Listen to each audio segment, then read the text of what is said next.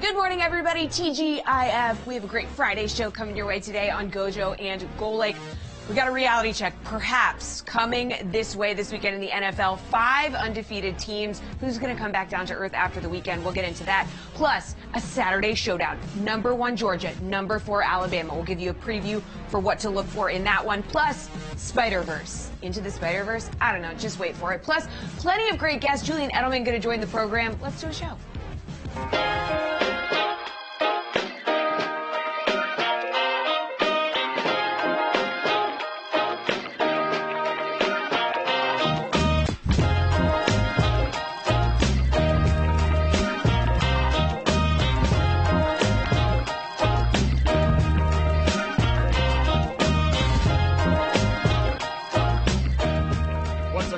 Welcome to Gojo and Golic. Mike Golic Jr., Mike Golic Sr., Jesse Cofield here.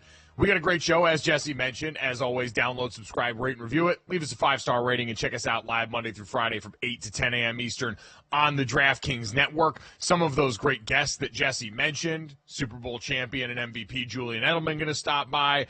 Michael Silver, NFL writer, who's got a new book coming out about the most popular NFL coaching tree in the league right now.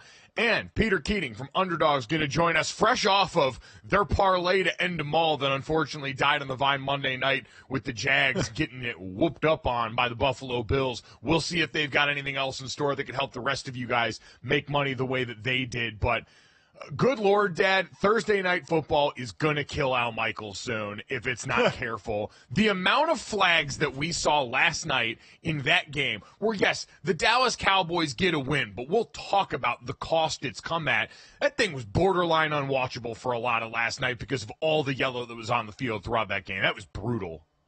Yeah, 15 total penalties, 11 for, I think, 89, 90 yards against the Cowboys. They would make a play and just have to – it was one of those where you couldn't really celebrate after a play. You had to look at see if there was a flag. That's kind of how the DBs have been over the last few years. They make a play and they look around to see if there's a flag before they celebrate. That was the Cowboys. It was understandably, I guess, not a raucous, congratulatory locker room afterward. It was kind of we took care of business. It still wasn't the prettiest thing in the world, but we've got some extra time now to kind of reflect and move on. It was kind of a workmanlike victory for them where they still have some major questions. Yeah, exactly. And now coming out of it on the back end, too, with the biggest news of the night, footage everyone's seeing of Micah Parsons returning back home, limping off the team plane as he's going to go and undergo an MRI on his left ankle today after leaving with an injury with like 3 minutes and 30 seconds left to play in this game. And, Dad, that's the biggest alarm you sound in all of this, right? We're going to talk about some of the progress that Dallas made defensively, severely limiting this New York Giants rushing attack and Devin Singletary, but the whole thing goes kaput if now the best player on your defense is no longer available to you going forward, and Micah Parsons is that dude. Yeah, he got rolled up on and ended up limping off the field, needed just a little bit of help and had a limp. He talked about it after the game. Ice just said he has an MRI today. DeMarcus Lawrence also had a rush on the inside, and he broke, I believe it was to his left, and then just missed the quarterback and went and immediately grabbed for his ankle. So he went down and out of the game. And then the play after was a play after, Micah. I think it was the play after that Malik Neighbors tried a sideline catch and laid out for a sideline catch, and his face and head hit the turf first, and he left the game with a concussion. So obviously the two biggest names there, DeMarcus Lawrence, we hope is all right as well. But as far as impact on a game, Micah Parsons for Dallas and Malik Neighbors, who is the offense for the Giants. I guess you throw in Wan'Dale Robinson for the night he had as well. But Malik Neighbors is certainly been a huge part of the offense. Those are two big injuries, with the one for Dallas with the defense already being questioned, though they did answer some against the run.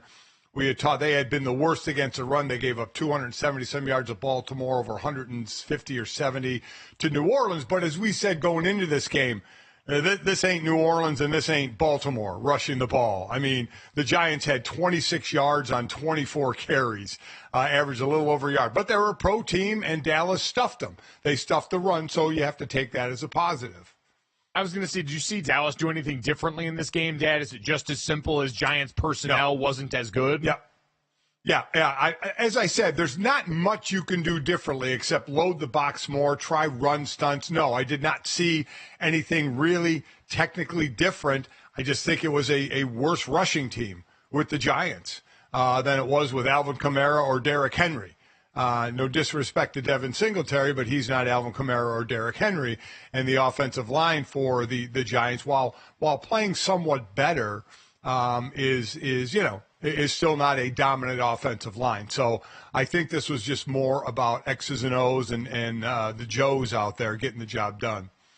Yeah, I would say for Devin Singletary, half his rushes, so 7 of his 14 carries overall in the game, did come against stacked boxes, so 8 or more defenders in the box, and he averaged 1.9 yards per carry on that. So Dallas solved their problem with numbers. I will say, and I know this guy had been a subject of a lot of consternation among the Dallas fan base, talking about his snap count. Demarion Overshown, the linebacker out of Texas that now plays for the Cowboys. He didn't lead the team in tackles. That still went to Eric Kendricks last night, but you just saw him show up all over the page on the field. He plays with great energy, a real sideline-to-sideline backer, and so I think that's a guy that's going to be a lot more a part of the solution going forward for the Dallas Cowboys. But, Dad, you're right. It was nothing revelatory, even in a game that for a while, through the first, 3 quarters almost of this game, both quarterbacks completing over 85% of their passes. Dak Prescott basically using the quick pass game to supplement any semblance of a real run game. I mean, my God, for a while, CeeDee Lamb was their leading rusher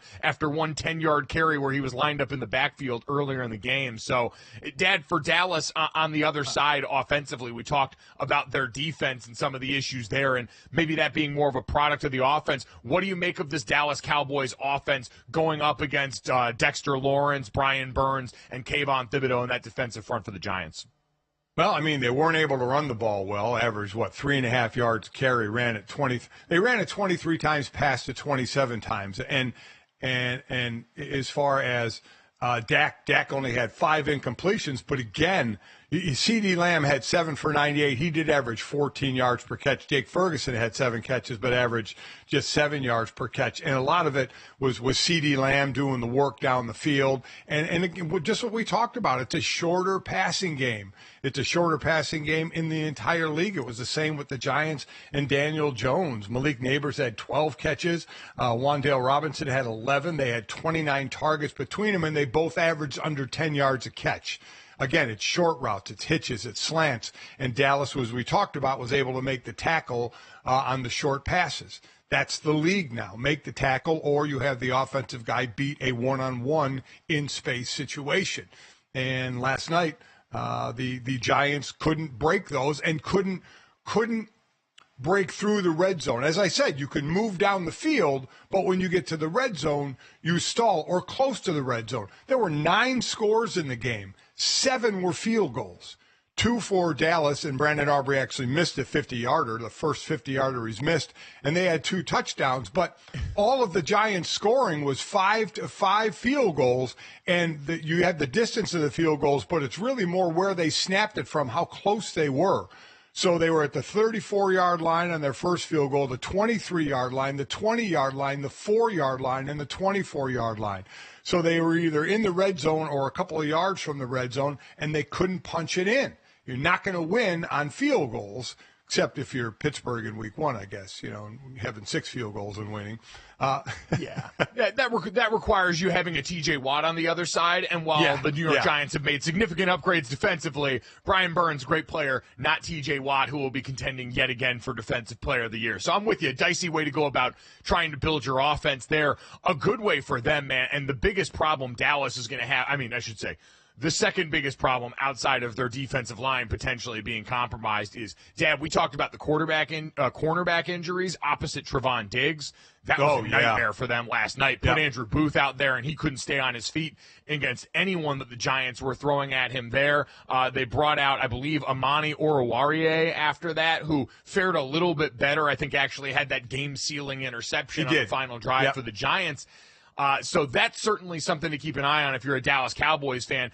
Fortunately for them, Dad, in this game, they were just going up against the Giants passing offense. That I don't know if this is a holdover from the injury for Daniel Jones to his knee, and if he's just not as comfortable throwing deep after that. We saw some of that pop up in training camp, but this is officially a capital A, capital T, a thing right now with Daniel Jones. Now, the Cowboys didn't attempt a pass over 20 air yards in this game, so their situation and their mode on offense a little different. But for the Giants, Daniel Jones, 1 of 6 on passes over 20-plus yards in this game. And, Dad, the amount of times that we saw underthrown balls die at the feet of offensive players and defensive players thrown by Daniel with his receivers, I don't know if it's him. I don't know if it's a lack of timing and understanding between the two. But either way, it seems like without that element of their passing attack right now for the Giants, to your point, with their red zone woes, you're going to need to score from further out in a way this team just doesn't look capable of right now. No, they do not. As I said, when the field shrinks, it gets tougher and tougher to get into the end zone when you use the end zone as a 12th defender. And Daniel Jones, I don't know if it is also because of the knee, isn't using his legs a lot. 4 carries, 3 yards, and mostly scrambles. So not a whole lot of designed runs for him. And Daniel Jones, listen, as a starting quarterback in the last 4 home games, they've lost. Going back to last year, they've lost the last 4 home games. He has no touchdowns and 7 interceptions. So it's just not going well for him.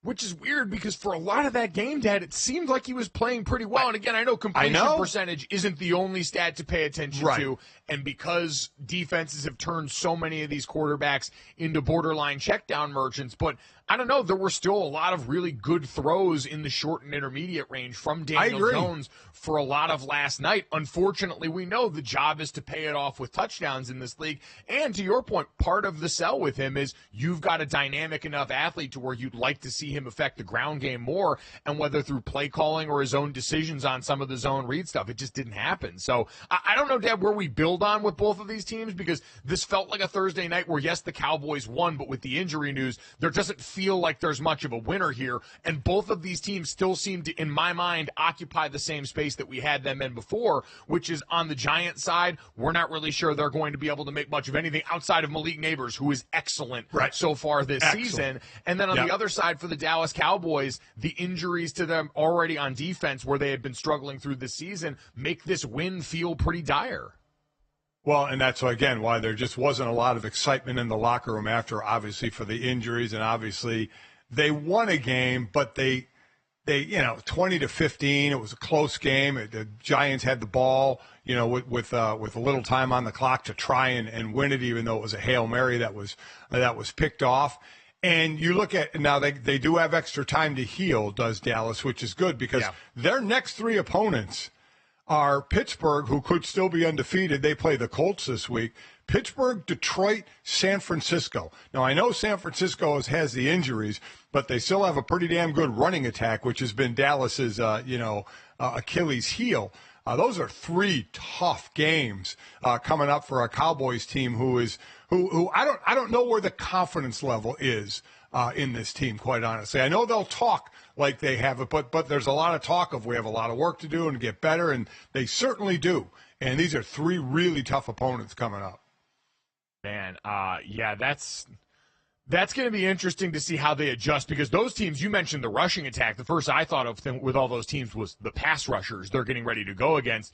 And Tyler Guyton, their rookie left tackle, has been struggling. There's no two ways. Talented player, guy who I think with Dallas's history can grow into this role, but he's a rookie going up against some of the better rushers in the league. And last night, it was only on the stat sheet, according to Next Gen Stats, 2 pressures and 1 sack allowed in this game. And also the BS holding that they gave him on the defensive encroachment, where the defensive player jumps off sides and they throw the flag. He's clearly got an advantage, and the offensive player gets held, and it negates that. I don't know how that makes any sense in a world where you just flagged the defensive player for jumping off sides to begin with. Me and the rest, I saw Jeff Schwartz leading the charge on this. God bless Schwartzy. That was a travesty, and the O-line community will rise up and make our hatred known. Yeah, it does. It doesn't make sense yet. As a former defensive lineman, it makes perfect sense that he got called for holding. There you go. Perfect. You jackasses. But no, I mean, with Tyler, I mean, there were struggles against Kayvon Thibodeau in that game. Terrence Steele fared a little better on the other side. Zach Martin went out briefly with what looked like an eye injury and came back in. But, Dad, I mean, with all those teams, Aiden Hutchinson, TJ Watt, all these guys, I'd imagine they're going to stick them right over on the rookie and say, hey, brother, you're going to have to show us you can hold up for an entire game before we stop doing this. So how the Cowboys adjust. Jake Ferguson back, which helps having your stud tight end there. Hunter Lepke, their fullback out of North Dakota State, popped up in a couple of big instances. Those guys formationally are ways that you can help a rookie. But lots of questions for the Cowboys coming off that game. And really, Dad, the NFC East is in a fascinating spot right now. You've got the Eagles and Commanders tied for first place in this division. The Commanders, certainly the unlikeliest story, as the defense won't stop giving it up. But offensively, Jaden Daniels has been excellent and coming off his best game as a rookie this last weekend against the Cincinnati Bengals. The Eagles were most people's pick, including yours, to win the division this year, Dad. But you look at the matchup they have going into Tampa Bay this weekend, and they're a mash unit right now. A.J. Brown and Devonta Smith might both miss this game, as A.J. Brown's been dealing with a hammy. Devonta Smith was concussed after last week. You've got Lane Johnson, who's still dealing with a concussion, didn't practice on Thursday of this week. So there's a lot of important guys missing for that team that makes you wonder, like, hey, is this a little more wide open of a division than we gave it credit for to start the year? Oh, yeah. I think it's more of a wide open division and not as good a division as we had given it credit for at the beginning of the season. With the injuries certainly have an impact there. Washington has I think the second worst pass defense in the league, 29th in total defense. But I do like the offense with Brian Robinson, with Terry McLaurin, with Jaden Daniels is definitely leading in the Offensive Rookie of the Year category. So they are building on offense. The Dan Quinn defense has to certainly improve, and that may be over time, with new players, in another year or so. We'll see. But the Eagles missing the players they're missing, and Jalen Hurts throwing short passes. Now they're really going to shorten up without, the stud. Even when AJ and Dante and Smith are in there, Devontae Smith are in there. There's still a lot of slants, yards after the catch, crossing routes. Again, this is the way of the NFL, and it just gets damning watching throws go short of the sticks, especially on a 3rd and 4. You run a 2-yard out route. I mean, and you end up a yard short of a first down. It's just tough to watch sometimes.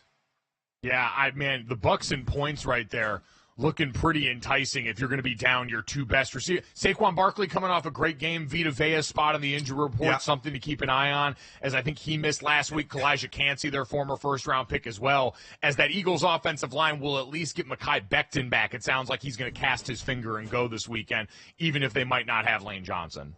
And I'll tell you what, Jalen Carter is playing like a man amongst boys on that interior defensive line. It just gets off so quick. He's so big. He's playing 2 yards on the other side of the line of scrimmage almost every play.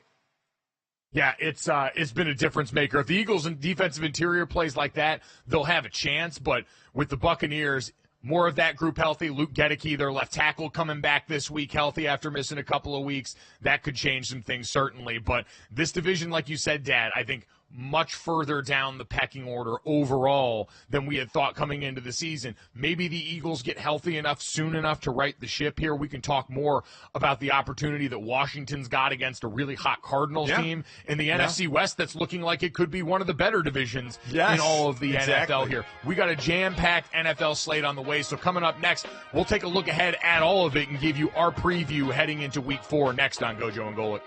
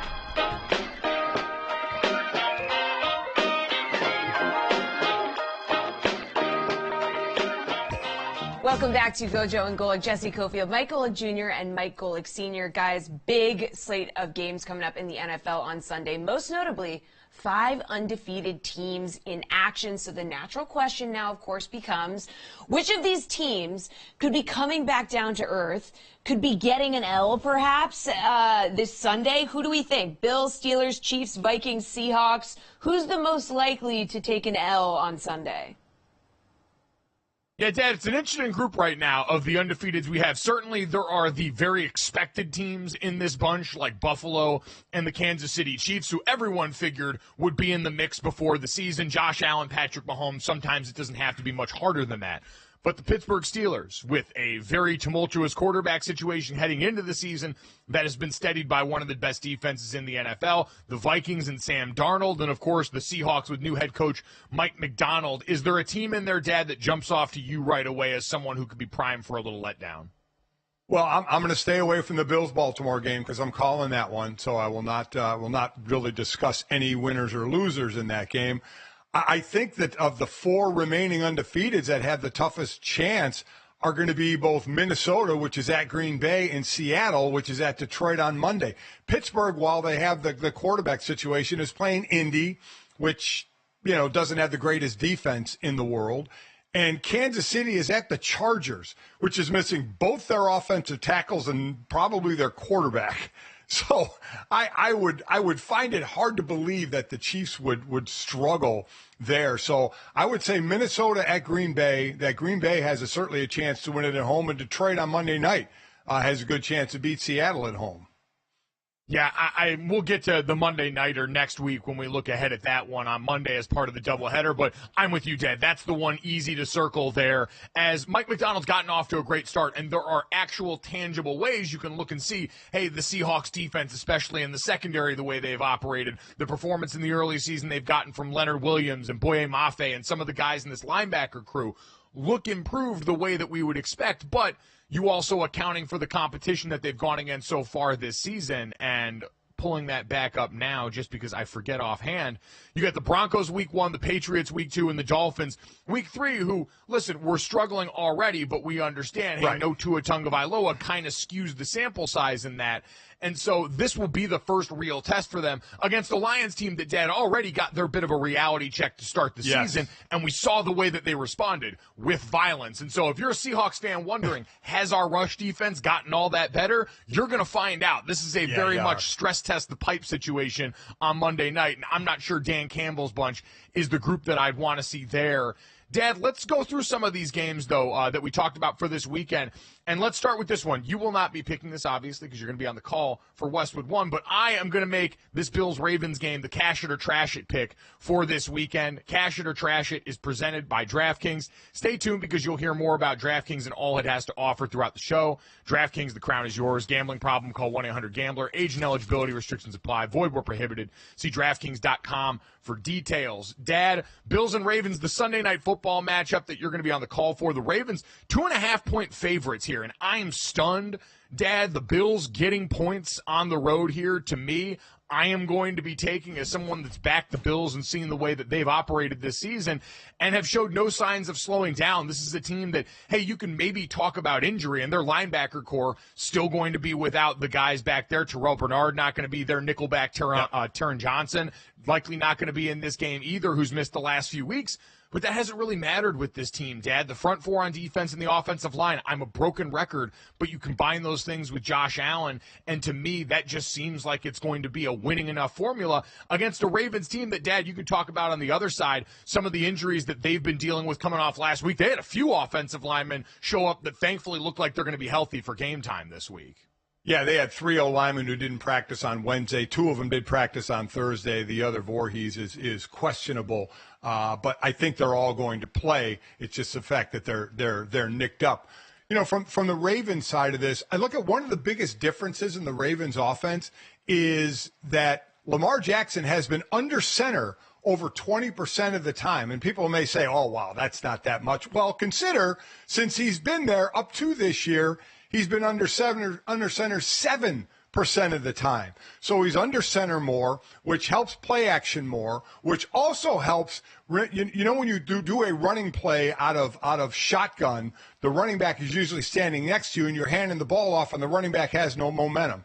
Derrick Henry, you want to be going forward while he gets the ball. And when Lamar Jackson's under center and going back to hand it off, Derrick Henry is running forward, having forward momentum to pick up the speed, to use his weight and size in the rushing attack, I think is huge. It helps play action pass as well. Another big difference here is Derrick Henry has faced the most or the second most stacked boxes in the league this year.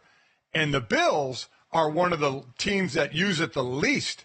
They're only 10% of the time do they stack the box. And if they can get away with Daquan Jones and Ed Oliver, the 2D tackles in the middle, helping to stuff that run, they play well, obviously, and the interior there, that could really help. If they could not have to stack the box, that they would be in good shape there.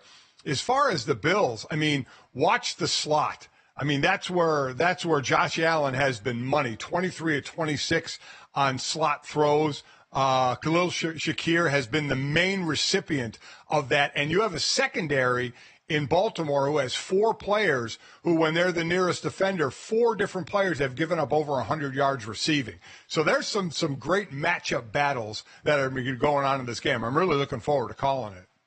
Yeah, Dad, you mentioned that under center stuff seems like a direct response to Derrick Henry now living in that space and trying to meet him where he's at, right? He's a guy that's used to being 7 yards deep and having that time and space to come back with, but it does give you some more options there. We've seen that similar change, quite honestly, help Kyler Murray out in the desert a little bit as well, getting a guy who is a dynamic athlete, who's used to sitting back and gunning, doing that, and who also has a really physical running back in James Conner under center a little bit more to help that offense. So I do think, like you mentioned, most of those guys appear to be coming back healthy. Voorhees, the one sort of iffy one up front for them right now. But I still look at this and go, yeah, Dad, the Bills played the simplest brand of football. The Ravens seem to have evened it out. They got a get-right game against that Dallas Cowboys defense where they're able to rush up and down this thing. But I just think the Bills are too complete of a football team right now. So if you're going to give me points for them on the road, I am going to take those points for what's been the best team in football through the first 3 games of this season. Like we said, you're not going to pick that one, but the rest of you can follow me to freedom as we go forward here. Dad, let's talk about the other one that we'll get through a lot more quickly. You mentioned Chiefs-Chargers. Honestly, just I feel bad for the Chargers because it was fun to watch them clearly building something through the first couple of weeks of the season. And you kept thinking, okay, Jim Harbaugh's coming in here. Things are going to be different. We've got this coach that's good at jump-starting teams right off the bat. You've got talent along the lines of scrimmage. You got a weaponized ginger fullback. And then you remembered the great quote from Mina Kimes, going and taking the Chargers head coaching job is like buying a house that someone was murdered in. You never seem to be able to get the ghosts out of the walls here, and that goes to the injury bug. Dad, Rashawn Slater and Joe Alt both going to be out on either side of the offensive line. It looks like Junior Colson and Joey Bosa are both missing from practice later in the week, so it's a full-on MASH unit, and that just too broken to party is the statement I always go back to, and that seems like what it's going to be for the Chargers this week. Yeah, this is this, and the Chargers are getting 7, and I can see that. I can definitely see that 7. I would give the 7 for sure with the mass unit that the Chargers are right now. It's a shame, but it happens every year. It happens to a number of teams every year, and that's just the way it goes. You have to build around it. You have to have guys that step in, next man up, which is more difficult with a salary cap and depth, but got to have players that can do it. You do, and so to your point, Dad, the Chiefs and the points seem like a pretty easy pick on this one. Thought it was interesting early in the season. We spent so much time focusing on the Chiefs' rookie left tackle, Kingsley, and now they've already replaced him at this point. Wanye Morris, who actually moonlighted down the stretch of last year as a young player when Donovan Smith went out due to injury. He now replaces Kingsley Suamataia. And Dad so far has yielded pretty positive results at that spot, at least relative to where it had been. I guess for right now, Kansas City basically saying, yeah, we think we made a mistake, and this can help iron out some of the issues that we've had up front here now. We talked about the Travis Kelce stuff, not really worried about that this early in the season. No. We'll actually get Julian Edelman, someone I'm interested to talk to about. We're going to talk to him in the next segment, a guy who was a part of a dynasty and also played late into his career with that team, about how you see guys like that adjust. But that should be a pretty easy one. easy relative. I'm sure Jim Harbaugh is going to make that a living hell as best he can, but Kansas City should be able to come out with that one, especially the way that their defense has been playing on the other side of the ball. Dad, let's look at the Steelers-Colts matchup that you talked about briefly there. Arthur Smith and Justin Fields appeared to have found something last week. Do you think they can keep that rolling against this Colts defense? Yeah, I mean, listen, it's not like Justin Fields has eye-popping numbers, but he's not turning the ball over, which has been a key for him, and been relying on the running game for sure, and relying on their defense. T.J. Watt in 5 games against the Colts has 15 tackles, 5.5 sacks, 2 forced fumbles, and 1 4 times. His only loss in the series came in December when he had 3 tackles and 2 sacks. He is a menace. He is an absolute menace for an offense and a quarterback, quite honestly, that's struggling. He's definitely struggling with his accuracy. We know he has legs to run, and he's a big human being running, but he has struggled passing, and he is going to be on the run. He's going to be on the move, trying to pass the ball because of T.J. Watt. Yeah, that to me is the biggest factor. Like, T.J. Watt is almost, and we said this coming off the Atlanta game, T.J. Watt damn near won that game himself between the plays that he did make and the plays that were negated by flags early in that game. He's that big of an issue. Now, this Colts team, Jonathan Taylor's topped 100 yards each of the last 2 weeks against Green Bay and Chicago, which are by no means bad defenses. No, they're not, and they're going to have to rely somewhat on that because with Anthony Richardson, he's got 6 interceptions on the year, and that's getting forced into bad throws. And again, T.J. Watt's going to do that. So, boy, the more they can rely on a running game against a tough Steelers defense, it's just going to be a tough go for them, I think. Yeah, and for the Colts defensively, Kenny Moore didn't practice on Wednesday and Thursday, looks doubtful for the weekend. Their best corner on their team, Kwity Paye, Tyquan Lewis, both their defensive ends look like they may be in struggle. So the one area you might have been able to take advantage of Pittsburgh looks like that could be a little bit tougher even up front on them defensively. So all that being told, I know that the Steelers running back room is pretty banged up right now. But, Dad, I think this is where the Mike Tomlin pedigree of being a team right now that understands exactly who they are. Hey, offensively, we are going to grow this thing slowly around Justin Fields while he's still our quarterback, even though we won't admit that he's our quarterback. And we're going to let the defense go and capitalize. And Anthony Richardson, while there's plenty of boom potential there, there's also been far too much bust lately. And I worry about that against the defense as talented and as together as this Pittsburgh Steelers defense. So the Colts giving 1.5 at home, the Colts getting 1.5 at home here. I'm inclined to still rock with the Steelers there, though. I just think that's not enough points to me to feel comfortable with what's basically a rookie at quarterback. I do think we have to continue to reset that with Anthony Richardson. Let's get to the last one here, Dad. Vikings-Packers, talking about this. The Packers, 3-point favorites at home against Sam Darnold's Vikings. How do you see this one? Well, I mean, I see a Vikings pass rush that could, if it's Malik Willis, back there, even if it's Jordan Love. I mean, they've had at least 5 sacks in all 3 games. They have 16 sacks on the year. They're leading the league. They're pressuring the quarterback, doing a great job. Now, Aaron Jones does come back against the Packers. Certainly a bit of a revenge game there for Aaron Jones. So the big question is, can Sam Darnold keep this up, right? He's on his 3rd team for a reason. Can he keep it up? Was the grass truly greener here? And the relationship he has with Kevin O'Connell, will he keep that going? Obviously, it helps when you have the best receiver in all of football. But I think that's going to be the biggest question.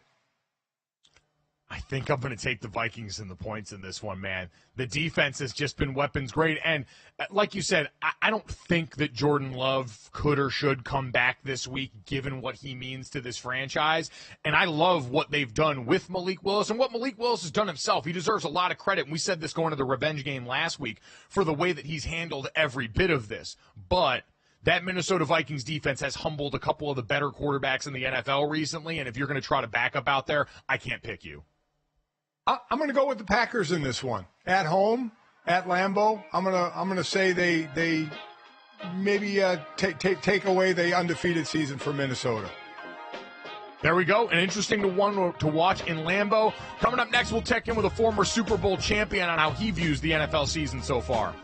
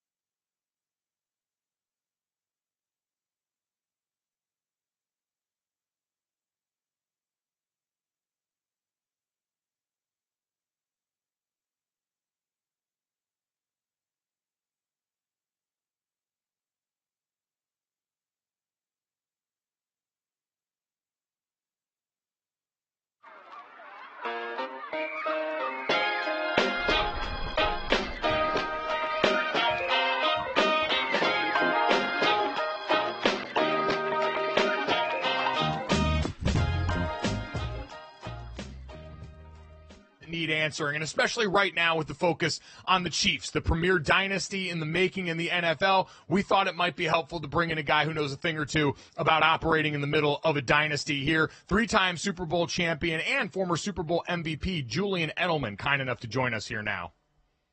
You get to work with Gronk every now and then. You do a great job at Fox NFL Sunday, but you've got Tom Brady in the booth, and you've also got Amendola on Dancing with the Stars here. Which of those was more unlikely for you? Back in the playing days, if you were in the locker room, both of those guys, and I told you Tom Brady would be calling NFL games or Amendola would be on Dancing with the Stars, which of those would you have believed first? That's a great question, because I didn't think either would be doing what they're doing right now. I didn't think he could cut a rug like he is doing. He's killing it right now on Dancing with the Stars.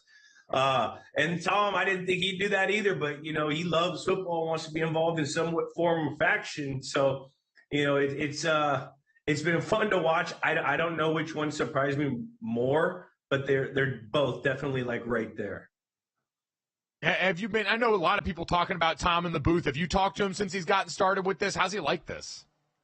He's liking it. I mean, we've talked here and there. I went over to the house before week one and kind of just showed up and kind of was bugging him, and I saw how he was preparing. I mean, he's treating it like kind of like how he treated football. He's on this path to just continually to try to get better and better, and that's what he's going to do. And I think he's been getting more and more comfortable and killing it lately. So it's just. So we got to get him a game that's not a blowout. You know what I mean? It'd be nice so we can get some like close games, close situational intel from a guy that knows how to play those kind of games. There's no doubt. Hey, listen, I always said I sound way better as a broadcaster when the game's good. It's funny how that works out. So fingers crossed for that on Tom's front. But, Julian, we're getting a lot of close games, I feel like, lately. Everyone's been talking about how offense is down around the NFL right now, these cover two defenses trying to take away all the deep stuff. And everyone always talks about how it affects quarterbacks. I'm curious for you, from a wide receiver standpoint, with what you're seeing, how is it affecting some of the great players around the league and the receivers we have, like Tyreek Hill, like Justin Jefferson, and all these guys? Well, I think a lot of it has to do with the lack of practice and the lack of game day reps going into a season that we've been seeing a trend on with all these teams going into football. I mean, they only get 15 padded practices in training camp or something like that, or 20, whatever it is, and then you get 15 a year, so 2 weeks without pads.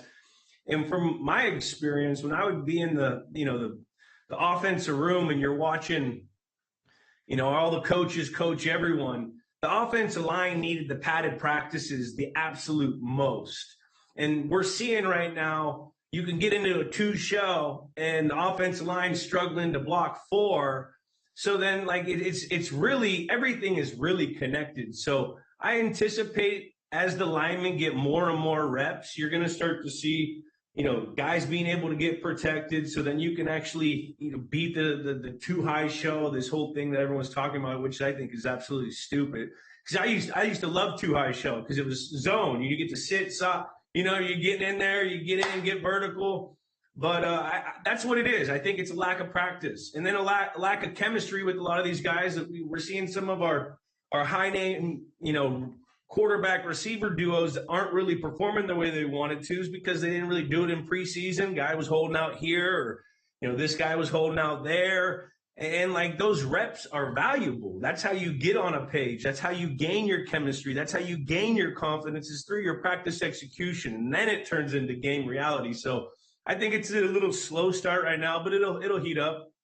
And a lot of these teams, everyone's running the Shanahan system, and everyone in those systems, they want to run the stretch. So, to get that team, I mean, it's just, there's a whole lot of things going. The league's in pendulums, and, I think it'll start heating up here soon. When you say that, I instantly think of Joe Burrow and the Cincinnati Bengals, the situation with Jamar Chase. We've seen slow starts from this team before. Does it feel different to you this year? Do you think they can get this worked out? I mean, I don't know if it feels different. Doesn't it feel the same? You would think that they would try to do something different in training camp to prevent this kind of start.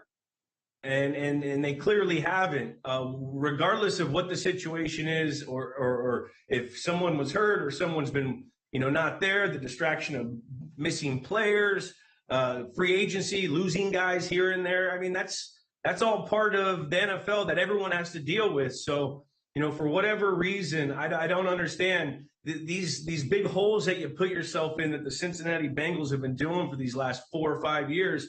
I mean, they're just not sustainable. So, yes, they can get on a hot streak like they have in the past, but then you're really playing with, all right, we start getting on a hot streak, and then some injury happens here, and then we're a little too late. So I think that they need to change, what they do in preseason and training camp to not let this continually happen. And that's all in the past. Now it's like, hey, can we just get a first down? Can we do better on third down? Can we win these situational plays? All right, we have that first 3 weeks out of our system. We have the urgency up in this building right now.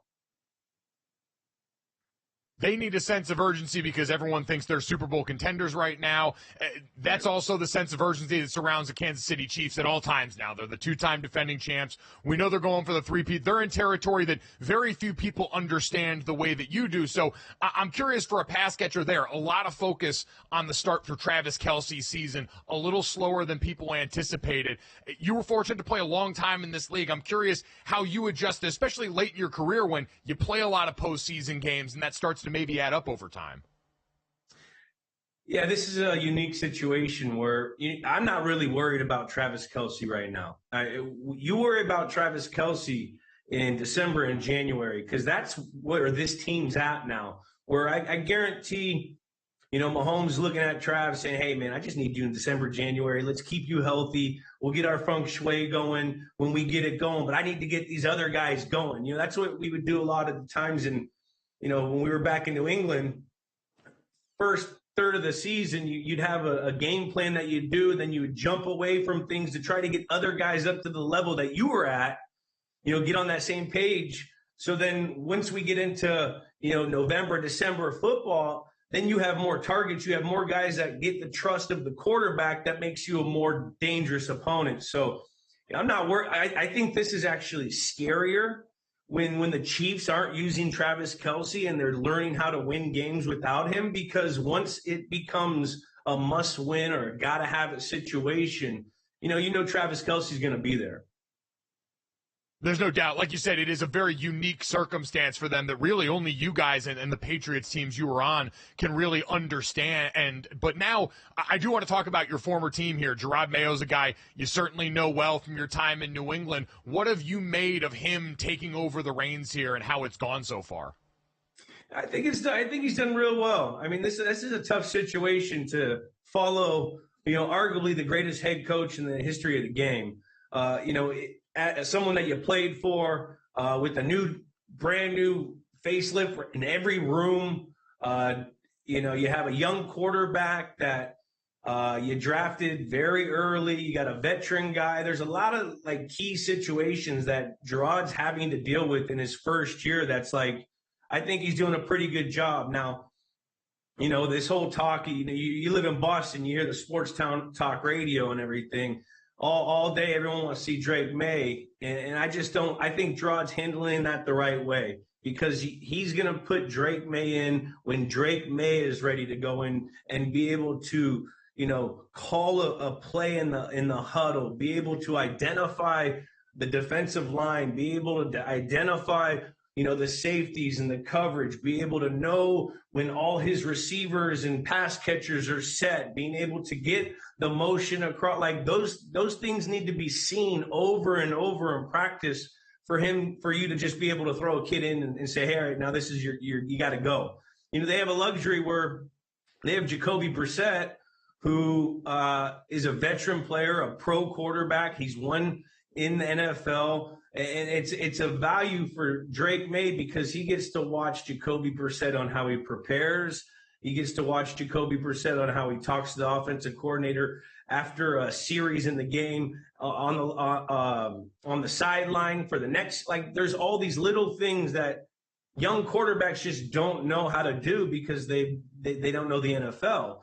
He's getting a firsthand look at how professional quarterbacks should be, taking care of your body, being in a meeting room, how you hold yourself in front of the huddle, all these little things that Jacoby's going to be able to give him. And when Drake May's ready, then it'll go to him. They also need to get that offensive line going. You know, that's a big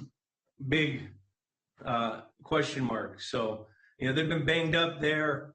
You know, I feel bad for David Andrews because this guy, we won Super Bowls together, their center, and he's dealing with new guys all over the place, a couple different new systems. So it's been tough for the offensive line position.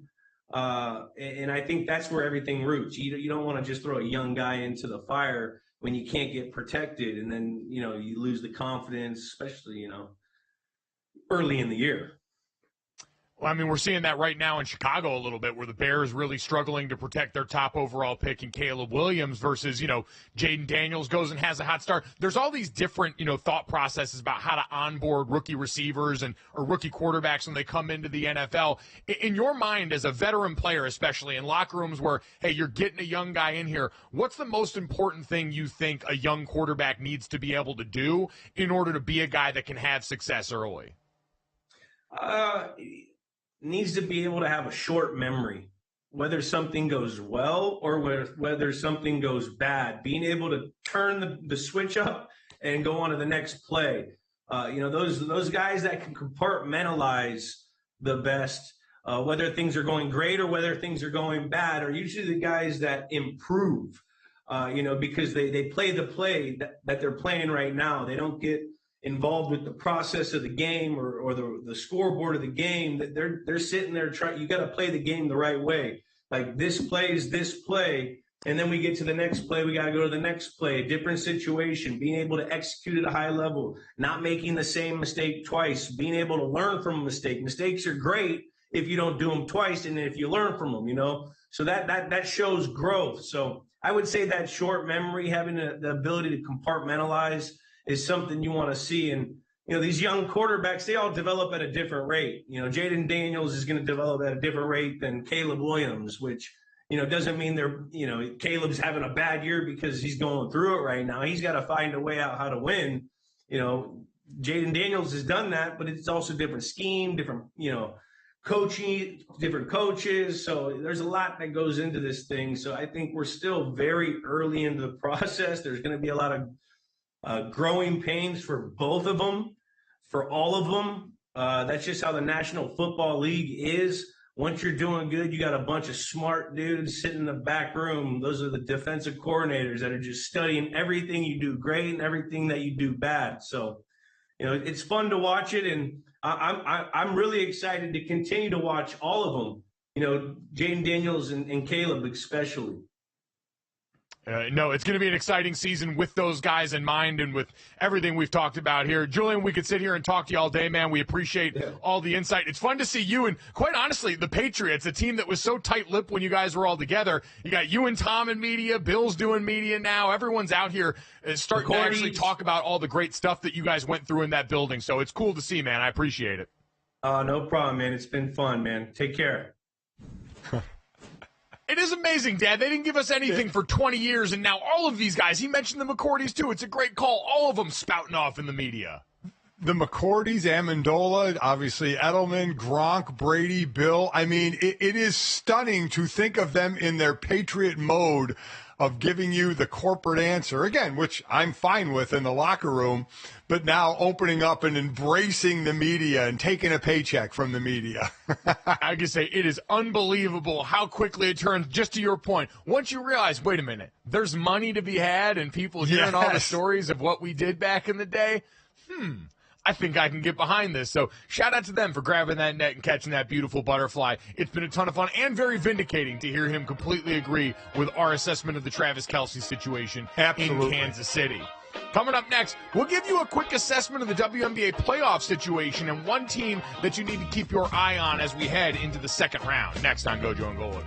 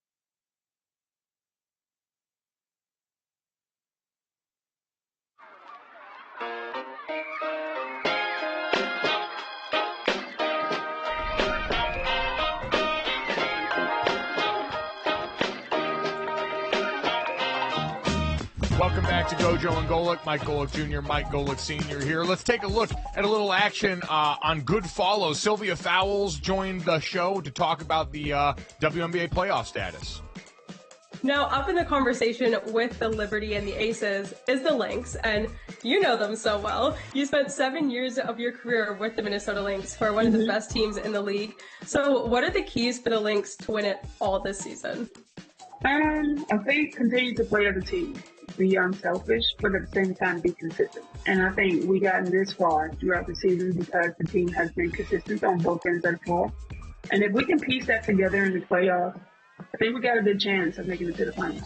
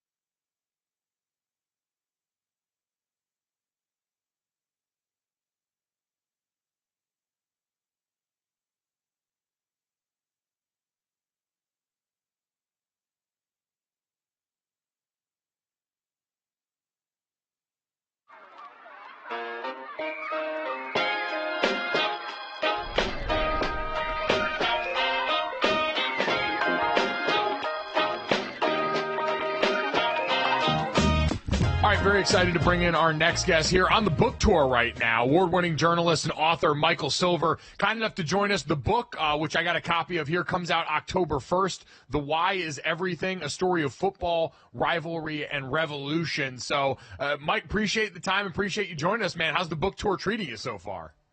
I'm just going to, pimp till I drop, basically. But no, I'm having a lot of fun. I went 19 years between books. I did this flurry of books when I was young and had energy, like one of you. And then I was like, this is so hard. And I did books with Dennis Rodman and Kurt Warner back to back. So that was kind of jarring to the ecosystem. You mentioned, too, the 19 years in between books. I'm curious, what was the moment with these guys in particular? Obviously, they're a huge part of the modern NFL sphere, but at what point in knowing these guys and being around them was your sort of, aha, now I want to write a book again moment about them? I was spending a bunch of time with Mike McDaniel back before most people knew who he was. He was this anonymous kind of run game specialist for Kyle. And, that same dry sense of humor and weird kind of quirky delivery that now I have to share with the world was in full force. And yet he had this incredible way of explaining how they were different and how they thought about it differently. And I was always obsessed with that 2012 season in Washington because, my background, I had covered the 49ers coming up. Mike Shanahan showed up as this broken guy who'd been fired by Al Davis, fired by Dan Reeves ingloriously. Steve Young was following Joe Montana, who was hurt and was not good enough for the 49er fan base, partly because he wasn't Joe. They thought he ran too much, didn't read defenses. And then together they came up with this incredible run that culminated in that Super Bowl 29 6-touchdown performance. So I'd watched over the years, and I know Kyle when he was a kid, right? And when I remember going out there in 2012 in the middle of RG3's run as a rookie and sitting in Mike's office with Mike and Kyle, and I was like, can you explain to someone dumb like me schematically, like how you guys are doing it? And they go, yeah, we just took our whole offense and ran it out of the pistol. And I'm like, wait, what? And they're like, yeah, we just transported it. And I'm like, outside zone, that was a hard thing for me to understand. And I know it's more complicated than they made it sound, but, that did take the league by storm. And the why is why it works. But normally, and you know this, you've been covering it a long time, and I've been through it on the field. What works for a while works for a while. And then it gets figured out, and then something else takes hold. Why do you think this has lasted for as long as it has? Well, I think that's part of the ethos, that you're always evolving and you're always open to evolving. And circumstances sometimes dictate that, right? If your quarterback is RG3 and he has no experience under center and you got to play him, you got to, innovate immediately. But the way that they describe it in the book, Mike McDaniel said, look, back then, a lot of the coming up in the NFL was you learn the Walsh offense, you do it this way. It's always worked. This is how we run it. Why do we run it that? Just do it.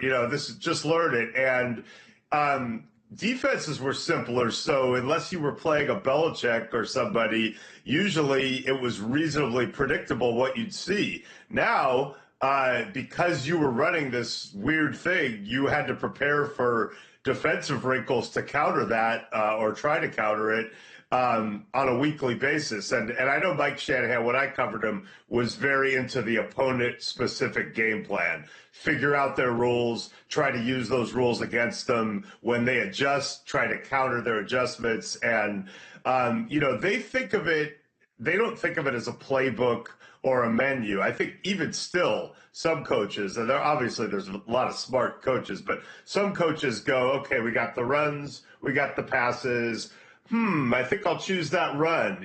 We should pass here. It's 3rd and 7. Let's pick this pass. They see this as an ecosystem that is completely one and the same, and that you have your core plays, but everything kind of plays off of that, even in a specific game situation. So that's the football side of things and the way that they've helped sort of innovate the way people think about approaching the game and those game plans there. I want to talk about the guys, though, because part of this book is the dynamic that you described that exists, the relationship between all these guys. And I'm curious, as someone that's seen it from all the way back then, how would you describe the dynamic amongst this group of coaches on that 2012 Washington staff? And then how would you describe it in this current day and age now with the way that all their careers have gone?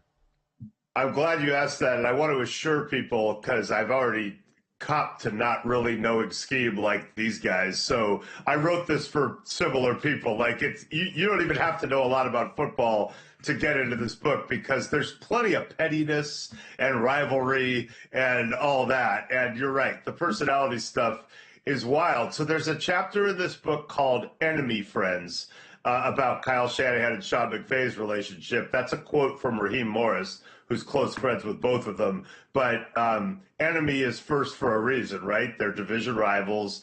Kyle was the boss in Washington as the offensive coordinator, so they all would kind of go running to him for approval. I liken it to, imagine the early days of Silicon Valley, and you've got, Ted Hoff and Andy Grove and Steve Jobs and all these visionaries at one company, and they'd all go running in like, hey, what about this idea? We should do this. But Kyle was kind of the decider. And so there is an interesting dynamic. McDaniel, there's a chapter in there called The Liberation of Mike McDaniel about him finally getting out and going to Miami after being with Kyle at every stop. And though he is absolutely grateful to Kyle for all the training and opportunity, he felt held down and felt like Kyle was going to great, extraordinary lengths to keep him, to hoard him, basically. Matt LaFleur and Kyle had this real falling out that has since been repaired, that it involved the 2021 draft, the rumors that the 49ers were trying to get Aaron Rodgers, and Matt LaFleur felt really betrayed by that. Raheem Morris and Kyle are so close, dating back to the Tampa days, when Raheem was an assistant secondary coach and Kyle was a quality control coach, that they once got arrested together. I don't know if you guys, it's part of Combine lore, and it's in the book, and it was reported at the time, but we flesh it out a little, but kind of crazy. So the Combine, typical Combine, 1 a.m, a bunch of coaches are going to another bar, and I think it's Dan Quinn and Kyle and Raheem, and nobody's a head coach at that point. And for whatever not for whatever reason, but as fate would have it, Raheem Morris is, as they're trying to get into a bar, is not only detained but roughed up by some local police officers. And Kyle, who sees his friend going through this, according to McDaniel, acted as though he just discovered that racial profiling and police brutality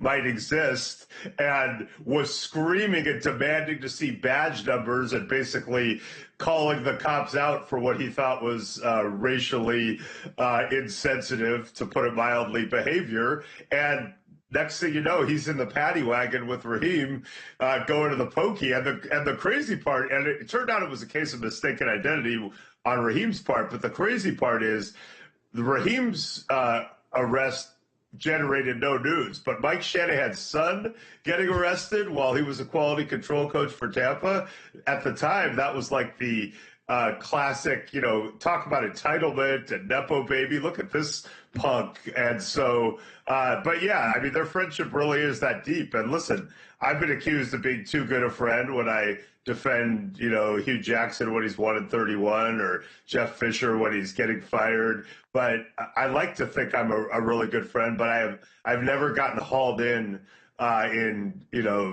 conspicuous fashion to prove that.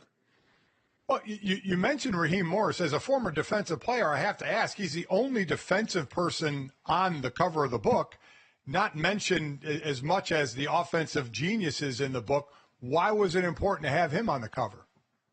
I'm so glad that you asked that, because so first I'll take you to Tampa. But Kyle Shanahan, after a year at UCLA, is a quality control coach for John Gruden in Tampa, starting his career. Mike Shanahan tells him, hey, dude, I don't know if you realize this, but that defensive staff that you have there, Monty Kiffin, Ron Marinelli, Joe Barry, Mike Tomlin, young Raheem Morris, they're unbelievable. You should try to get your work done. And when you eventually do, go in their meetings. And so Kyle did. And Mike Shanahan had kind of learned that in his years, that if you really want to be great on offense, you got to understand defense and how they think and what their rules are. And so that was a foundational thing for Kyle. Well, now fast forward to Atlanta. After the 2015 season, Kyle's first as the offensive coordinator for Dan Quinn, which was a rocky one. He needs a new receivers coach because Terry Robisky takes another job. So Dan Quinn calls Raheem and says, Raheem, I think it's the DB coach. And he says, listen, help me vet some of these receiver coach candidates for Kyle. See what you find out. So Raheem calls him back and tells him, this guy's good, this guy's good. He said, Dan, what Kyle really needs is not so much a receiver coach, because Kyle played receiver and knows it so well. He just needs someone who's familiar with his system, who can communicate with him and communicate what he wants to players, just someone he trusts. So about an hour later, Dan calls back and says, hey, Raheem, what about you? And Raheem's like, I don't know. So next thing you know, Raheem Morris is the receivers coach of the Atlanta Falcons and spent some time on offense. And then, of course, ends up coming back on defense, helping Sean McVay win a Super Bowl, which I'm sure Kyle loved. And now is finally, after, he had those 3 years at Tampa as a very young coach, he finally has a second chance to be an NFL head coach. But because of that, I would argue that he might be the most well-rounded schematic head coach currently coaching, because he's been on both sides. It's certainly fascinating to see how he fits in with that group. You mentioned that interesting part of the dynamic there, though. He was with Sean when he goes and gets it done there. Sean becomes the coach in this group that gets to the mountaintop. Does that eat at Kyle, especially as the guy that's been at the helm of all this for so long? Oh, yeah. And there are also, quotes in this book about Sean, openly rooting for anyone but the 49ers when they're in the playoffs. I don't care if Andy Reid wins 100 Super Bowls. I don't want Kyle to win one. They're competitive guys, and they've been competing. This is one of my favorite little nuggets in the book that I want to share. So after the 2020 season, Raheem had been the interim coach of the Falcons, and then interviews for the permanent job, which goes to Arthur Smith. So now he's out there assessing his options, and Urban Meyer is getting ready to take that Jags job, and Raheem believes that he's going to go with Urban Meyer, who's been courting him. So it's like a Friday, and Urban calls Raheem and says, yeah, we're going to get this done. Why don't you come down on Wednesday? We'll do the interview, and we'll formalize it. And Raheem's like pumping his fist, because he's like, 5 extra days? It just shows how clueless Urban Meyer was about how fast things move in the NFL and how competitive the hiring cycle is. So sure enough, late in those 5 days, Brandon Staley gets the Charger job, leaving Sean without a defensive coordinator. Raheem's having a steak dinner in Atlanta with his wife, and Sean calls, and he's like, dude, don't go to Jacksonville. My God, talk about the butterfly effect on that one. It is just one of many fascinating ways where all of these different machinations of this group of incredibly effective coaches has changed the way that the NFL operates now. The book is The Why is Everything, a story of football, rivalry, and revolution. Mike, we could sit here and talk stories like this with you all day. We really appreciate your time, man. October 1st, the book comes out. Everyone go check it out. Congratulations. I'm looking forward to getting into this. Thank you so much. My understanding is that you two do talk all day and are, compensated accordingly, and nobody does it like you. If I have not blocked, if there's anyone I haven't blocked on social media, the pre-order links are all over my bio. I know it's Amazon friendly. So yeah, The Why is Everything. I promise it won't suck. There we go. That's the kind of guarantee we strive for around here. That is also our motto. Gojo and Golic, we promise it won't suck. So thanks, Mike. Appreciate it. Thank Mike. Thank you so much.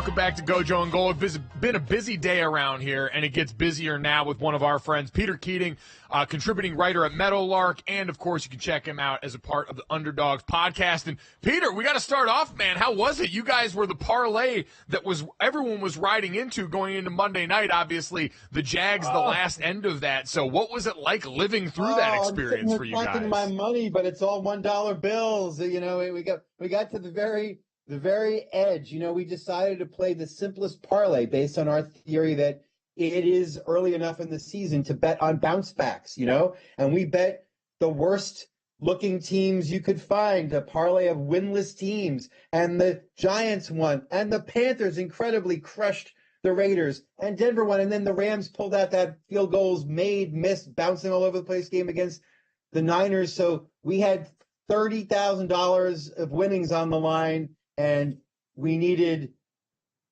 Jacksonville to beat Buffalo, so to pull off the 5-leg parlay. So that did not pay off. My colleague Jordan knows, you know, more about he doesn't get lost in the incredible emotions of everything as quickly and as seriously as I do. So he immediately put down a hedge bet, you know, to get us some money in the event of Buffalo winning. So it wasn't a complete wipeout, but you know, it was oh so close to me being able to call you in from like a beach today, you know? But I was going to ask about the hedge bet, and I'm glad it was done because you had to feel pretty fortunate going into that last game, and then there had to be a lot of trepidation thinking that could Jacksonville actually pull this off?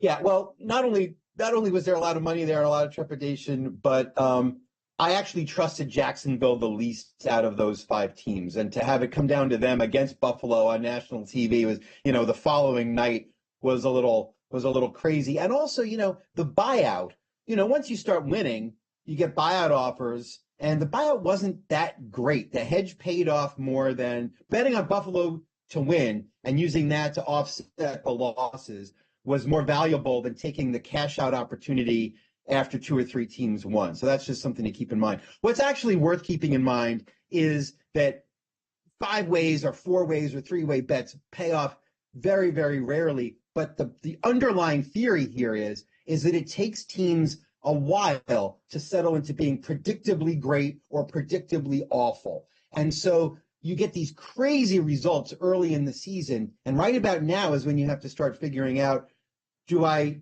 still believe the chaos is going to continue, or do I trust in the very best and worst teams to play to type? Because if you can't, you should bet against type. You should bet on crazy things happening. And what's interesting is going into week 3, okay, so teams that lose their first 2 or 3 games, their first 2 games, win 58% of the time against the spread in week 3. That's a lot. But it's virtually the same in week 4. It's 57% of the time. So, you know, we always talk about how you have to bet on teams that look horrible and nobody else likes if you really want underdogs to pay off. That's still true this week, as almost exactly as true as it was last week. You can bet on the worst looking teams in football, and on the aggregate, it'll pay off this week just as well as it would have last week. It's still early in the year. You know what I mean? So you say early in the year, it's kind of like coaches saying they don't know their team till the first quarter of the season is over. So how long do you go? How many more weeks do you go betting the heavy underdogs before you figure out the teams? Okay, so usually, this is what's cool about this year. Usually I'd say another week or 2. I mean, fans and coaches kind of both get to know their teams within 6 weeks, I think. You know, we've heard a lot of coaches talk about quarters of seasons, but, you know, beyond the first quarter, you kind of have a sense, I think. But this year, guys, underdogs that are 6-point or more underdogs, big dogs, are 12-1 against the spread so far this year. 8-5 straight up. That's the best record for deep underdogs since the merger. This is a really chaotic year. Now, scoring is down. You guys have talked a lot about why. Passing versus running is down. Some odd things are happening, like there's no tight end having a great year. A lot of the tight ends that are guaranteed scorers every week are not this year. So for whatever combination of reasons, scoring is down, which means more chaos, and there's just been incredible underdog wins. So it might take until halfway through the season this year for this to kind of settle down. Like, I think Minnesota's for real, but, I thought Baltimore was going to be a runaway favorite to win the Super Bowl, right? So, I mean, there are teams that are still surprising us, positive and negative, right? I mean, who do you really trust right now to bet on? Last night's Cowboys-Giants game was a great example. Cowboys, a team that should be pretty great, have looked pretty great, but have looked terrible at times, playing a game where how many penalties did they commit? 15, 20, 30? I've lost track. Against the Giants, a team that is quite capable of looking horrible, but showed enough signs last night to keep this game a grind, but didn't take advantage of their opportunities to win, but covered, right? That kind of mix of chaos we've seen that all over the place this season. It's probably going to continue because the conditions are right for low-scoring, close games. Yeah, I think what you described there overall, to me, you mentioned the game last night. I would say the NFC East just in general, right, with Washington, Philadelphia banged up right now, coming off a big win against the Saints. So they're the perfect case study for what you just described here, a very wonky start to the season. So with that in mind, looking at this weekend then, are there any dogs that you trust going into another weekend where we've got some pretty big spreads? The Broncos at the Jets, the Jags at the Texans, anyone in there that you're looking at and eyeing up this weekend? So this is like where Captain Kirk would say on Star Trek, your human intuition has to take over, because those are all, the deep dogs are interesting bets this week, and you kind of have to play the ones. I don't think there are analytical reasons to favor the deep underdogs, but which ones specifically comes down to which ones you like. Now, I think things are lining up really well for the Jets this season, and I like their defense, and I can't trust Denver against the Jets, and I think the bottom is falling out of Jacksonville. But you know what? The biggest spread of the week is an interesting game. The Patriots getting 10.5 now against the Niners. I mean, Hunter Henry could have a really good game, right? I mean, you can conceive of ways, especially after what the Niners did last week, where the Niners could get caught in a close trap game this week, or the Patriots could pull it off. The Patriots are well coached. They're going to try to run the ball and keep the ball. This could be a close game, and in a game that could be. I mean, the Niners only scored 73 points this year. In a close game, 10.5 points that's a big spread, right? Yeah. Yeah, that's especially a big number. Especially in a game where the over-under is only 40.5 right now, too, on DraftKings Sportsbook. Like, expecting a low total and that kind of grind. To your point, Dad, especially after last week where the Rams defense, we know, much more porous than what they're going to face in New England. And that team up front defensively for 49ers, just, they've been banged up plenty. And so, that could be an interesting spot. Yeah, that could be. Patriots taking the long trip from east to west on that one. How about the Chiefs are 7-point favorites against the Chargers, so 7-point dogs, but the Chargers are so beat up. That seems like a shaky one to go with the underdog. That seems like a shaky one to go with the underdog. A divisional matchup for the Chiefs and injury-riddled Chargers. Again, this isn't necessarily an analytical thing to say, but it feels like this is one of those games where the Chiefs could put it all together and stop playing on this uneven way. And, this is one that could get tough early and often for the Chargers. No, there's no doubt about it. So it's fascinating to see these trends pop up. Is there anything else that you're keeping an eye on, Peter, as we go into a point of the season where things could start to steady sooner, some stuff that you guys are trying to watch, especially with scoring down across the league this year?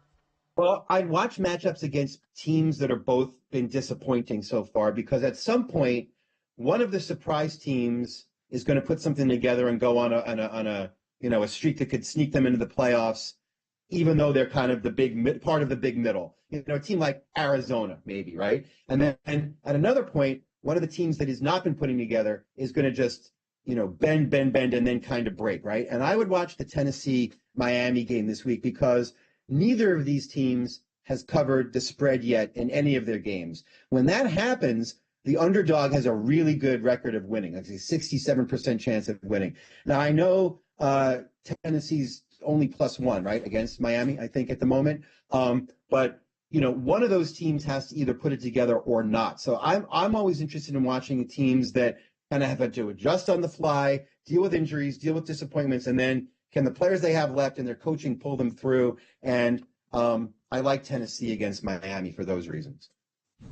Yeah, And a team that's always going to be an underdog, Carolina, though they looked a lot different with Andy Dalton. So how much of a more of it, there's no sure bets, but how much more would you rely on them with Andy Dalton at quarterback? Well, they're much more predictable, right? Andy Dalton, probably underrated throughout his career, 3-time Pro Bowler, a long-time excellent record with the Bengals, has come in and given teams in the past 3 seasons, has come in and given teams above replacement level value as a replacement, right? So all of a sudden, you're dealing with all of the other things that we liked about the Panthers to begin the season, because there's a lot of talent that they brought in to surround Bryce Young. And instead of a big question mark at the center, you have a kind of predictable center right now, right? At the heart of the team. And if Andy Dalton plays at a B level, that's good enough for that team to not get like wiped out the way they were consistently they were getting blown off the field at the line of scrimmage and through horrible quarterback play. But now at least one of those things, it kind of stabilized. So, I don't know they're going to win the division. There's extra wins there in the division for the taking, right? But, our underdog analysis is always like New Orleans and Tampa Bay both this season. But, Carolina's, I think, what's the right way to put this? The chances of them going 1-16 have dropped, They're going to be average. Yeah, no, I'd say the cat's out of the bag on that one. You saw the vibes have immediately changed around Carolina. The rest of that locker room seemed to really get excited about what they think they might now be capable of, which we don't know if there's much of a ceiling on, but man, the floor seems to be in a lot better place. Peter, as always, man, this is really fun, really insightful. Again, a lot of great information for everyone as we walk into another chaotic weekend in the NFL. Thanks so much, man. We'll talk to you soon, all right?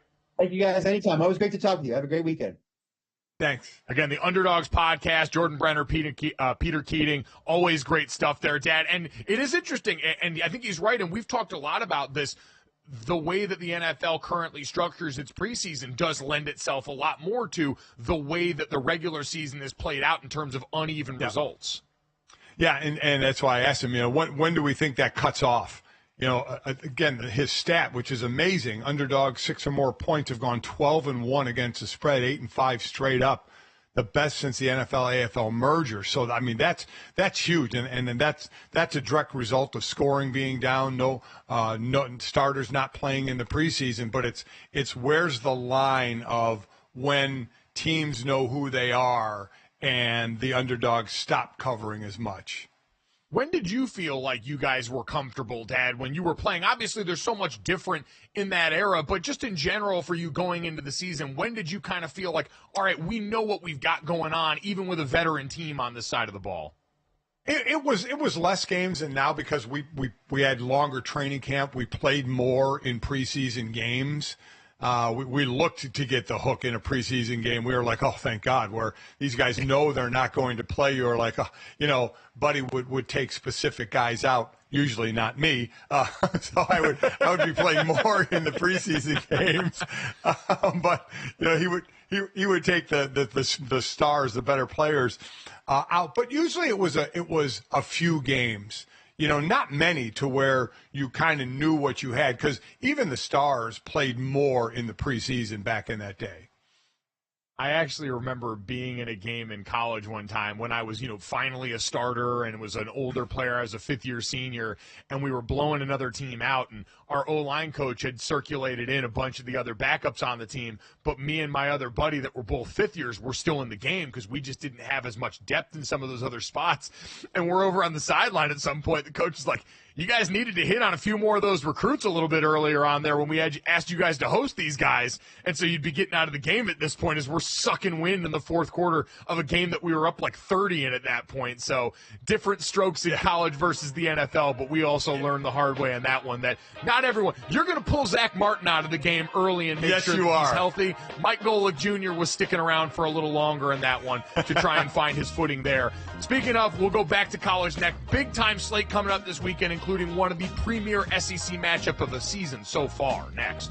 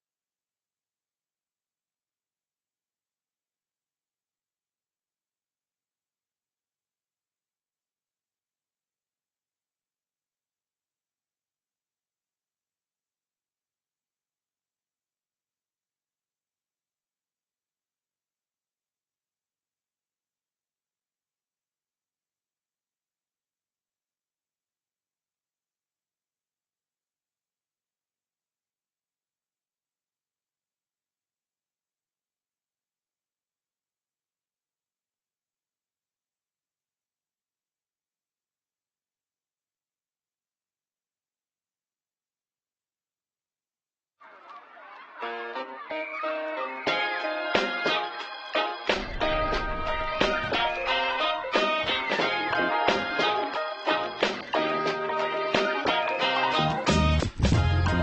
back to Gojo and Golic. Jesse Cofield, Mike Golic Jr., and Mike Golic Sr. And coming up this weekend, guys, we have our first big-time top 5 matchup in college football. So let's take a look at the slate of games on Saturday, fellas.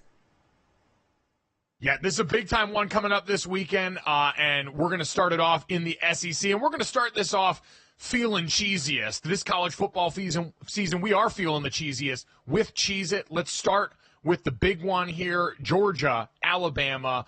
Who's got the edge in this one, Dad? Basically a pick-em in this game between two top 5 teams out of the same conference and two teams we haven't seen match up in the regular season in quite some time. Yeah, Kirby Smart 1-5 against Bama. But Bama, this is the first time they're underdogs at home since 2007. Really but, you know, I can see it because the best unit on the field is Georgia's defense, right? I mean, they're the only FBS team that hasn't given up a touchdown. They've given up, 6 field goals this year. Now, this will be their toughest test.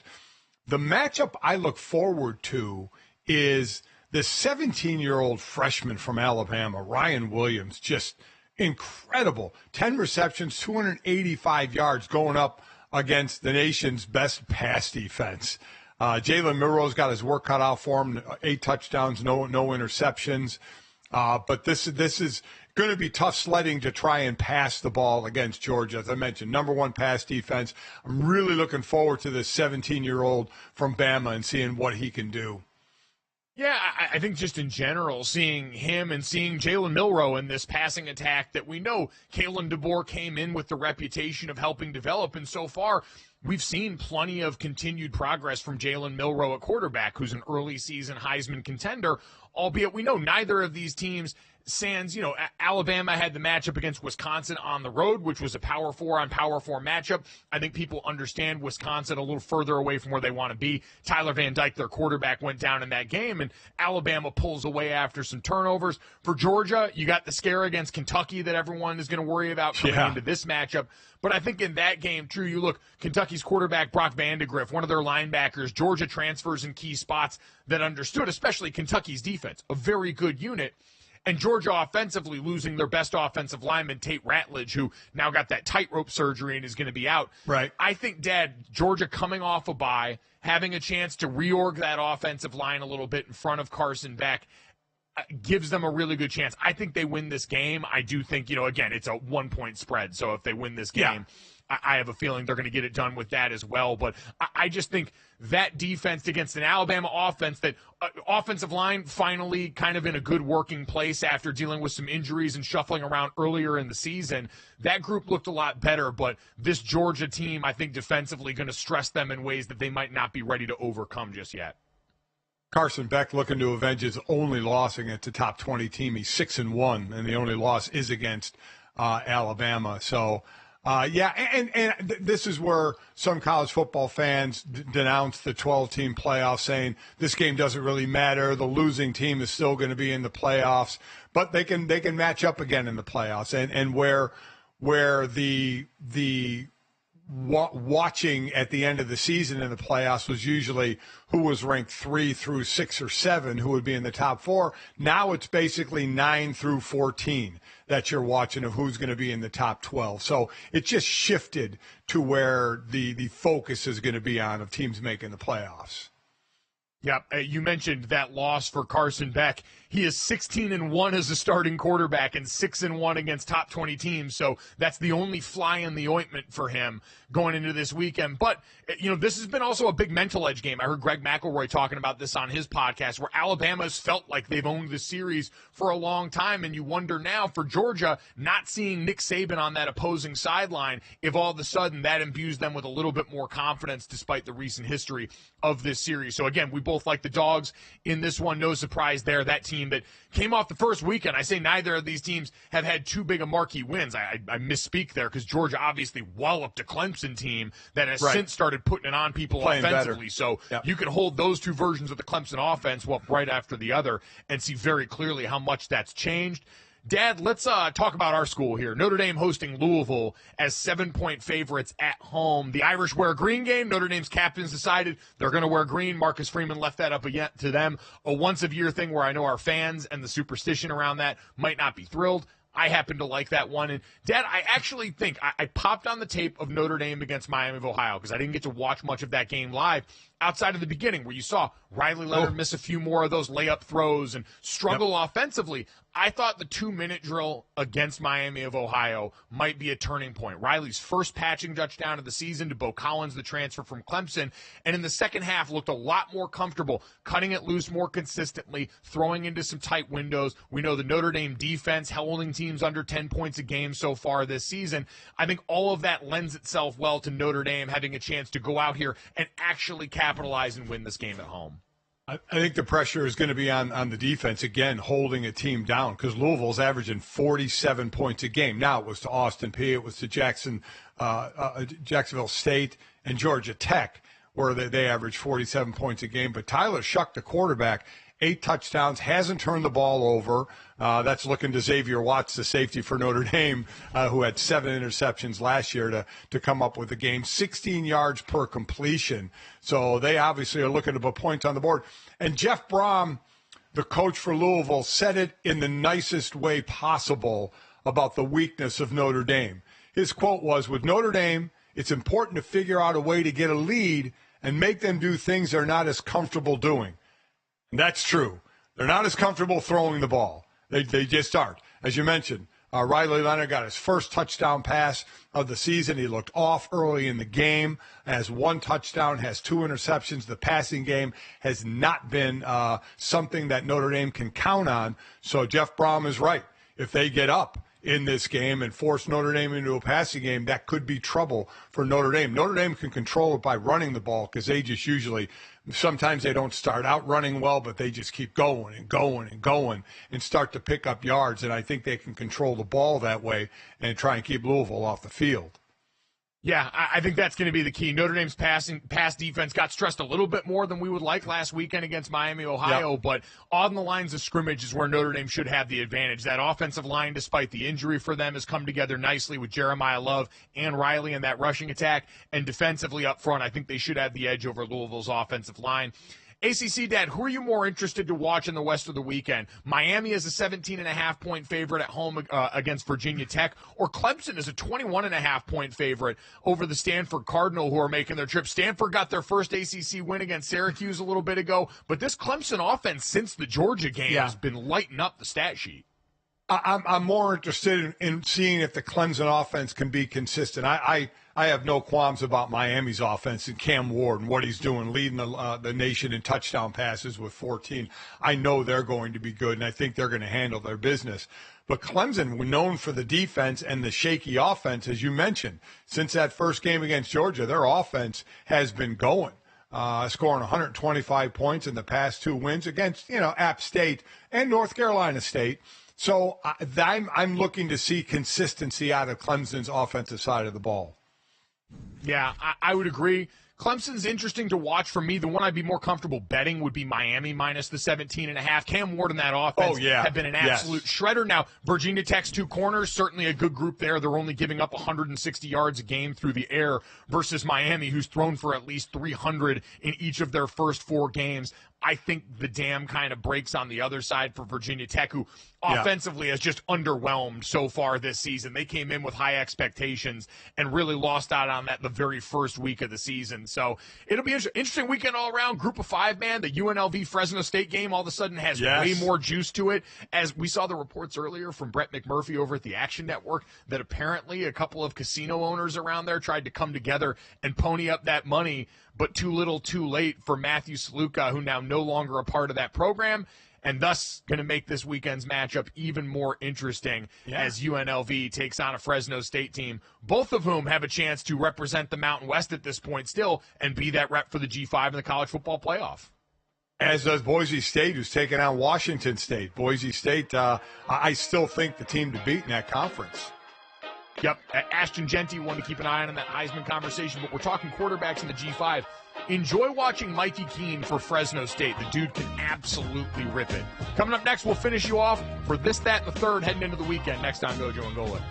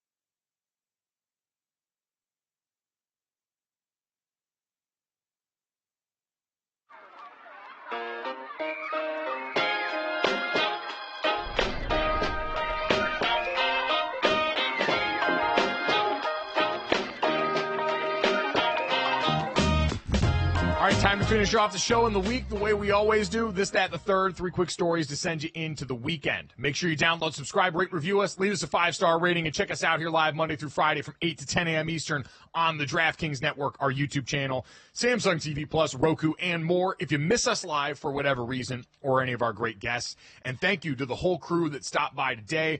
Thank you to Michael Silver, author of a great new book on the Shanahan-McVay coaching tree and all the stories and relationships behind those groups. Julian Edelman, former Super Bowl champion and MVP with the New England Patriots, for stopping by. And our guy Peter Keating from the Underdogs podcast with plenty of great advice heading into a weekend of NFL underdogs. You can check all those interviews out wherever you get our podcast or right here as soon as we get done on YouTube. And, Dad, let's get to this and start off on a celebratory but somber note for the fans in Oakland and the Oakland Coliseum. The Oakland A's send their fan base off with a win in their final game in the Oakland Coliseum. But as we can hear from this one fan in particular right here, the sting cuts deep for what they know they've lost in their team.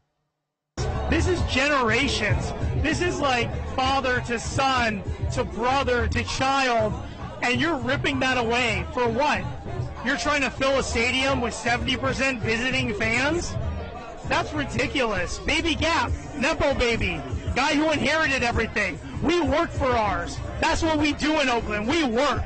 Everything that we have, we work for. This is blue collar. This is who we are, and we want this team to stay. Dad, wow. I'd seen clips of that guy talking about he came there with his dad when his dad didn't know what to do with him. He brought his younger brother there. He brings his kids there now. It's the kind of stuff and the kind of scene that tugs at your heartstrings yesterday. And I enjoyed that almost as much as I enjoyed the ESPN MLB insiders absolutely taking a flamethrower to the Oakland A's management. Jeff Passan, always one to let the chopper sing, said the Oakland A's were killed by greed. Do not allow the people responsible for this to spin it any other way. John Fisher did not have to move this team. Major League Baseball and its owners did not need to be complicit in it. This was a choice, a wrong one. History will sneer. As now, Dad, they get set to watch this team play in Sacramento at a minor league park for 3 to 4 years while they continue to try and go through this exercise. It's a horrible transition. Nothing against Sacramento, but you're playing in a minor league stadium for a few years before you go to your new home in Las Vegas. It's just a horrid situation, but they did have a sellout crowd for the last game. Past greats Dave Stewart and Ricky Henderson threw out the first pitch. The team took photos in front of the dugout. There was little issue in the last half of the last inning when a couple of people ran out in the field. There were like some Kelly Green smoke bombs thrown out. But I love the signs. There were signs out there. One time, some normal ones, goodbye MLB, and another one said Las Vegas beware. And then there was another sign that says it's not us, it's you. I thought that was a great sign. This is what owners do. They look to leverage cities to stay, or if they have a new home to go to try and make more money, they go. This is big business of white collar business that hurts the blue collar fan.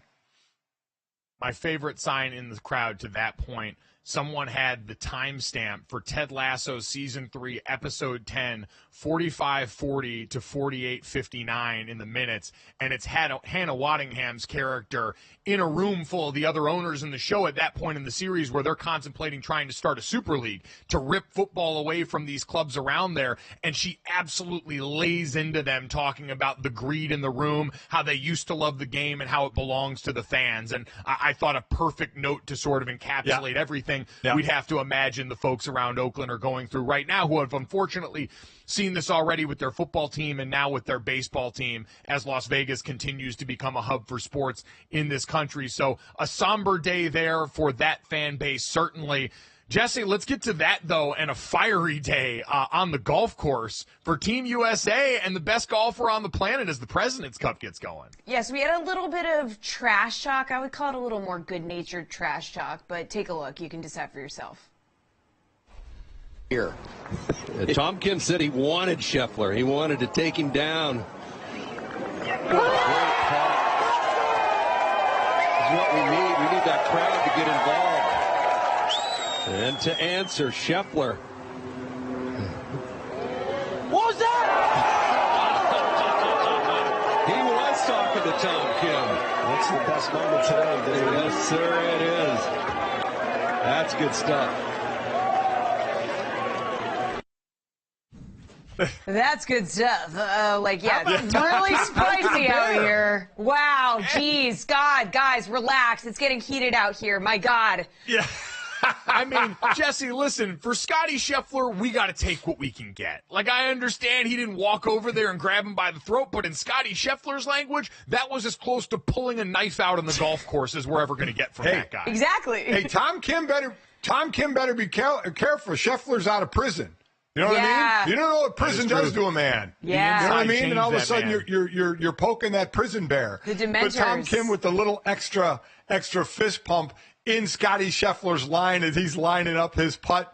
I mean, it's almost funny because you can't look at it as, oh my God, look at what they're doing. Because how great would it be to see two golfers like square off? Like if they went face to face, drop the putter, or maybe use the putter as a weapon. Yeah. You know, you're never going to see that. So it's just kind of funny. It's not almost funny. It is funny because everyone's like, wasn't it the Ryder Cup the last time around when we saw Rory getting into it with Bones? Yeah. Yes. Oh, the Ryder Cup. Now that's. Ryder Cup is where that's really the only place that we see it happen. A Ryder Cup is for real. And that's why I enjoyed this very much, because we got a little bit of taste of that with the President's Cup. Team USA, by the way, swept the fours matchups on Thursday. They went 5-0 in that, off to a hot start for the weekend. So, hey, listen, always a good chance anytime you get to wrap a little bit of the flag around what's going on in the golf course. It does seem to bring out the best of these guys. And Tom Kim and Scotty are really good friends. They play all the time. So this all obviously comes from a very good place, but still fun to see the guy who has been on top of golf for this last year now show a little bit more emotion than we're used to. And again, you don't know how he is since he's been out of prison. He may have changed. Maybe He's tougher. dangerous. Yeah. Only time will tell. Jesse, let's finish off with the third here to a little bit of real-life Spider-Man pointing meme. Yeah, the Spider-Man pointing meme. We kind of saw that in real life. Watch this.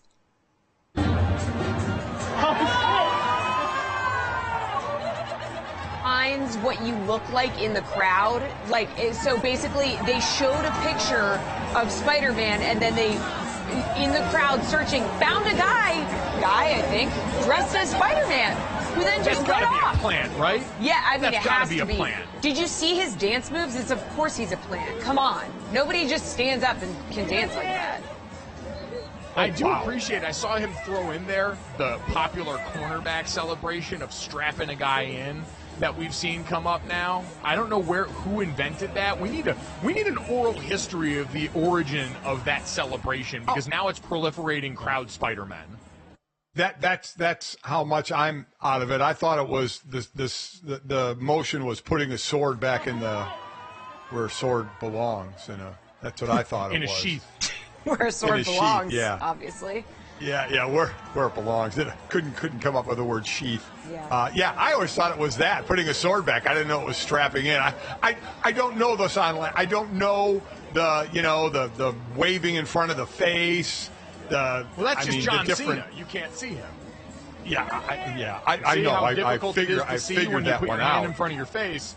It means you can't see somebody there. I mean, he had the routine ready to go. Like this, you're right. This was a plan. Come on. Yeah, and which, you know what? I get it. Being the stadium PA folks that have to do the fun stuff on the Jumbotron, I'm sure it's hard, especially in baseball, coming up with stuff over and over and over again. Yeah. So if you got to send somebody, some intern from the marketing office out there in a Spider-Man costume, hey, the wise man once said, get it how you live. Yeah. It's the sport with the most downtime, so you have to entertain. You got to entertain as best you can. So I'm cool with that. Entertain they did. There we go. Yeah. Well, speaking of entertaining, we hope we did that today. By the way, want to finish off somber note, but rest in peace to Maggie Smith, the film star who passed away at the age of 89, star of Downton Abbey, Professor McGonagall for those of us who grew up Harry Potter fans, an absolutely indelible mark left on a lot of people. Rest in peace. Thank you so much. Have a great weekend, guys. We'll talk to you on Monday.